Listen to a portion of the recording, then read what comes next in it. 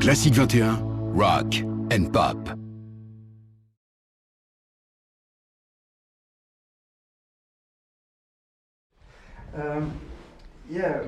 Une des choses les plus remarquables avec ce groupe, c'est finalement qu'on ne peut jamais savoir à l'avance ce que vous allez proposer comme musique. Ça peut être de la musique classique, ça peut être du dubstep ou quoi que ce soit d'autre. Vous avez une palette assez large, non?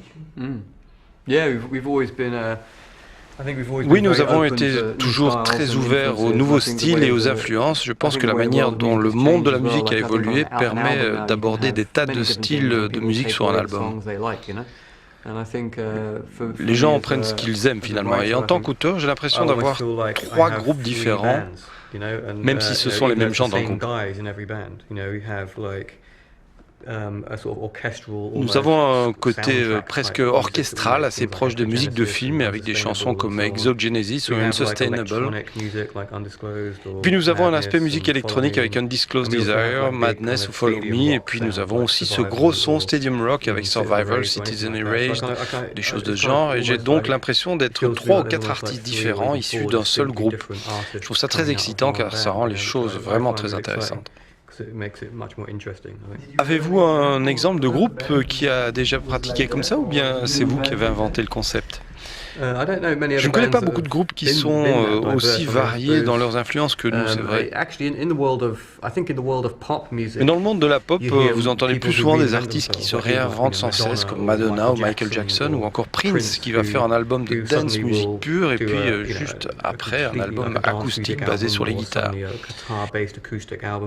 Il me semble que le monde de la pop est plus familiarisé avec ce genre de changement, et les artistes y ont plus la possibilité de se réinventer eux-mêmes, plus que dans le rock en tout cas, où les groupes sont souvent censés faire toujours le même style de musique. En ce qui nous concerne, nous avons vraiment œuvré à changer ça. Sur votre précédent album The Resistance, vous avez exploré l'univers de la musique classique avec un titre qui évoquait Chopin. Le résultat était assez bluffant d'ailleurs. Est-ce que vous avez eu ce genre d'expérimentation en tête pour cet album? Je pense qu'il y a pas mal d'expérimentations sur ce disque. L'une d'entre elles était de tenter de créer une sorte de musique électronique, un genre de dubstep, mais avec de vrais instruments, avec une guitare, une basse, une batterie et un orchestre. C'est ce que nous avons fait sur Unsustainable. Une chanson comme Follow Me était aussi un challenge. Nous tentons de créer un son de groupe qui joue, mais c'est en réalité totalement électronique. C'est donc l'exact opposé. Il y a plusieurs expérimentations, notamment 2 chansons qui sont chantées par Chris, qui est totalement nouveau. Il y a plusieurs choses que nous avons testées pour ce disque.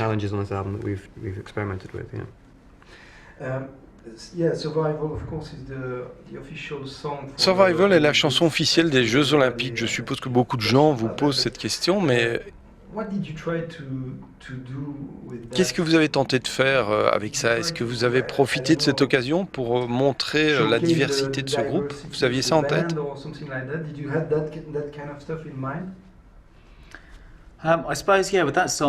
Sans doute, oui, cette chanson est vraiment une construction du début à la fin.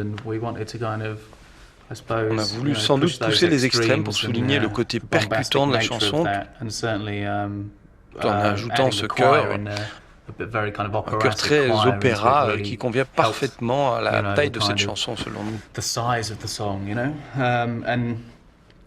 Ce qu'on a voulu faire, c'est un truc énorme, une sorte de construction épique musicalement.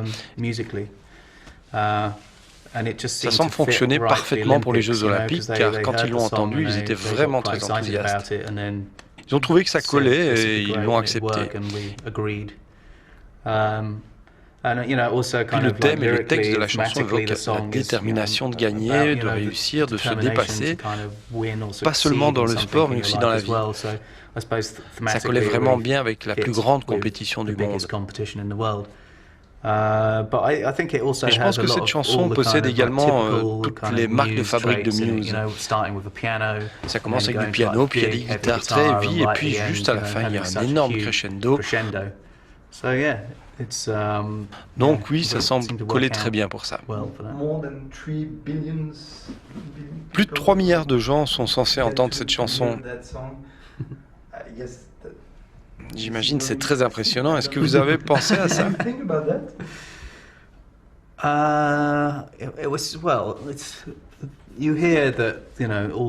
a entendu parler de tous ces milliards de téléspectateurs, mais franchement, c'est très difficile de concevoir les milliards en général, dans tous les domaines. Mais c'est chouette, c'est un honneur qu'ils aient choisi cette chanson pour les Jeux Olympiques de Londres.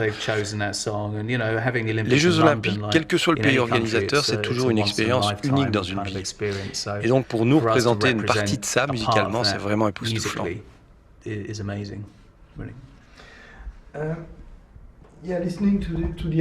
En écoutant l'album, je n'ai pas pu m'empêcher de noter certaines influences. C'est important pour vous de rester fidèle à ces influences? Par exemple, la guitare dans une des chansons de l'album sonne vraiment comme The Edge. Je ne sais pas si vous êtes d'accord avec cette remarque. Mais vous aimez faire ça?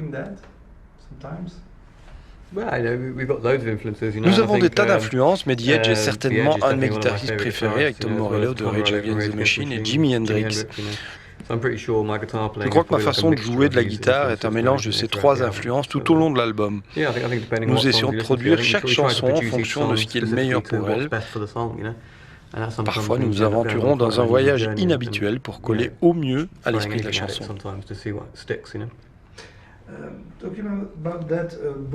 Parlant de ça, Bono est une rockstar évidente. Freddie Mercury était une rockstar. Liam Gallagher est une rockstar. Mais j'ai lu quelque part que pour vous, c'est plutôt l'aspect musicien qui vous motive et qui vous a toujours motivé. Ça n'a jamais été un rêve d'enfance pour vous de devenir une rockstar?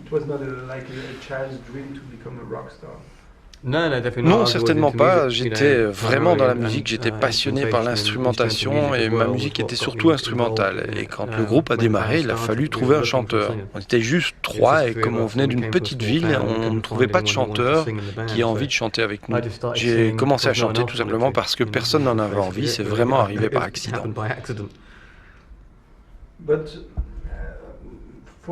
En même temps, la scène sur laquelle vous jouiez lors de votre dernière tournée était vraiment gigantesque.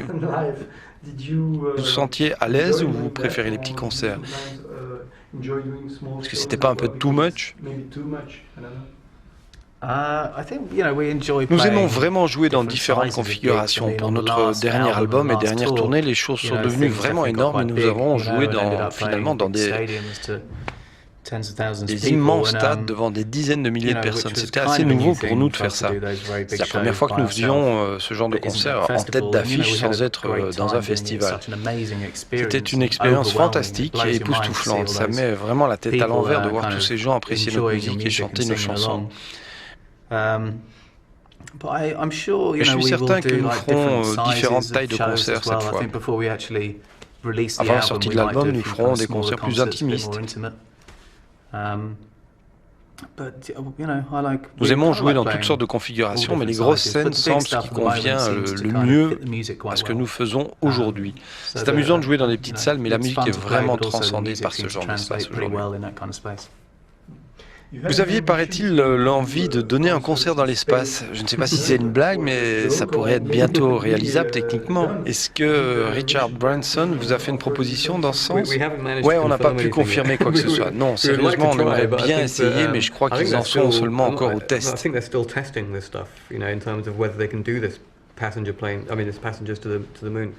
Et puis je pense qu'il y a de la concurrence. Il y a une autre société qui s'appelle SpaceX, je crois, et puis il y a la compagnie de Richard Branson qui se battent pour être les premiers à proposer des voyages dans l'espace.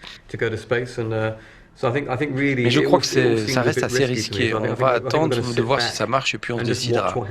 Je préfère les laisser faire leurs tests. Et moi, je peux t'assurer que personne n'ira en orbite avant d'avoir vu Richard Branson lui-même là-bas. On attend de voir cette vidéo avant d'y aller. Je me demande même si ce sera facile ou difficile de jouer dans l'espace. Ce sera sans doute difficile de tenir les baguettes. Ce sera peut-être pour le 12e album. Bah oui, c'est ça, on fera ça à ce moment-là. J'ai lu quelque part que vous aviez déclaré que votre approche de la musique était comparable à celle des Monty Pythons pour le cinéma. Non, mais...